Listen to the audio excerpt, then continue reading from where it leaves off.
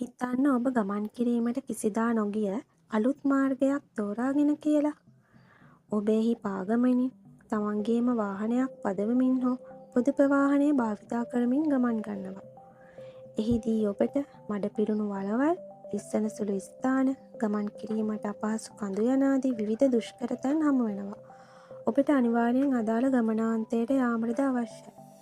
දැන් ගමනේ භාගයක්ම හමාර වී අවසන්. තවත් ගමන යාමට ඉතුරුව තිබෙනවා. අවසානයේ ඔබේ සියල්ලටම මුහුණ දී ගමනාන්තය සාර්ථක අවසන් කළා. අහන්න, අපේ ජීවිතයක් මේ හා සමානයි නේද? දුෂ්කර තැන්වලදී වැටෙන්නේ නැතුව ශක්තිමත්ව ඒ දේවල් වලට මුහුණ දුන්නොත් අපේ ඉලක්ක වලට සාර්ථකව ළඟා වෙන්න පුළුවන්. මගේ සියලුම පෝස්ට්, රීල්ස්, වීඩියෝස් දැක ගන්න මාව ෆලෝ කරලා තියාගන්න.